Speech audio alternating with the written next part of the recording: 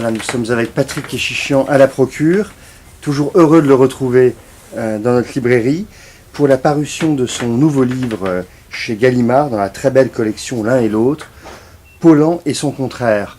Alors Patrick, ce livre qui est un très beau livre, vraiment un régal de lecture pour le lecteur, même qui ignore Paulan, et je crois qu'il peut trouver un grand bonheur de lecture. Moi j'ai envie de vous dire, qu'est-ce qui vous a motivé pour écrire sur ce personnage qui a été un personnage extrêmement important dans la vie littéraire française et qui en même temps, aujourd'hui, il faut quand même le reconnaître, est un nom pour beaucoup de gens, mais qui n'ont jamais eu pratiquement accès à son œuvre elle-même. Qu'est-ce qui vous a poussé à ça ? Il y a plusieurs motifs. D'abord, depuis longtemps, l'histoire littéraire du XXe siècle m'intéresse, et quand on regarde l'ensemble, on cherche des figures qui sont plus ou moins attirantes ou repoussantes. Depuis de très nombreuses années, depuis une vingtaine d'années, j'avais les œuvres de Paulan d'abord que j'avais chez moi et que je lisais régulièrement, et c'était un auteur qui m'intriguait beaucoup, qui m'intriguait beaucoup. Il y avait des moments où j'avais l'impression de ne pas comprendre ce qu'il écrivait, d'autres moments je tombais sur des passages ou des pages ou des préoccupations ou surtout en plus et en surplomb de tout ça, des manières de voir qui me semblaient toujours extrêmement intrigantes, et à chaque fois, tout de même, qui rejoignait quelque chose qui, sans que je le sache vraiment, était très, très proche de ma propre sensibilité et de mes propres vues sur la littérature notamment, ou sur la critique littéraire. Et donc j'ai voulu, à un moment donné, je me suis dit, il faut que je me penche de plus près, il faut que je rassemble ces fragments que j'avais comme ça, comme tout lecteur un peu discursif d'un auteur. Je ne l'avais jamais lu systématiquement, donc il y a 2 ou 3 ans, je me suis dit, je vais faire ce travail, et petit à petit, plus je l'étudiais, et plus la proximité se faisait grande, et plus je me disais, mais en fait, pour vraiment résoudre la question de ton rapport avec cet auteur, le mieux c'est de l'écrire.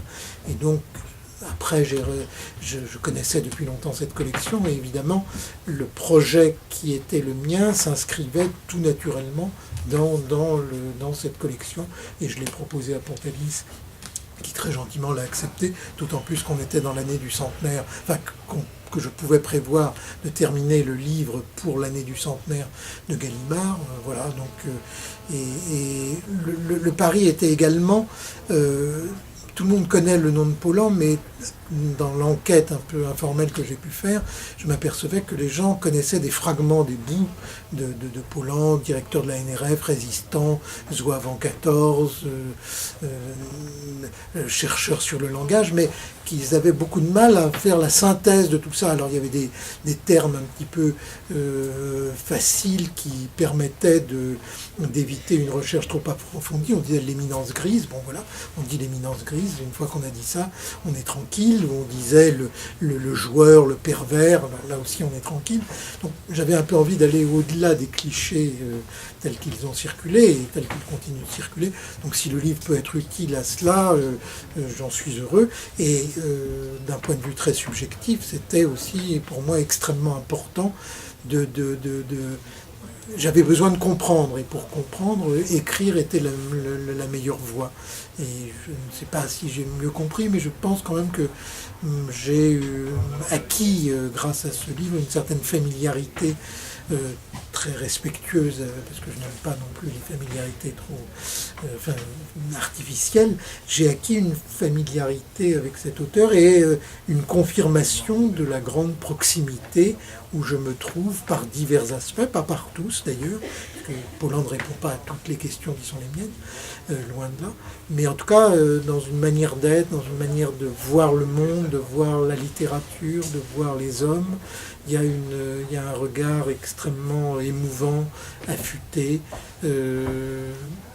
aussi avec une extrême, et là on n'a pas, ceux qui ont travaillé sur Paulan n'ont pas assez insisté là-dessus, une extrême bonté que j'essaye de montrer, qui n'est pas la figure la plus courante qu'on peut se faire de lui. C'est plutôt le pervers, hein, le joueur, le pervers, qui surgit quand on pense à son nom.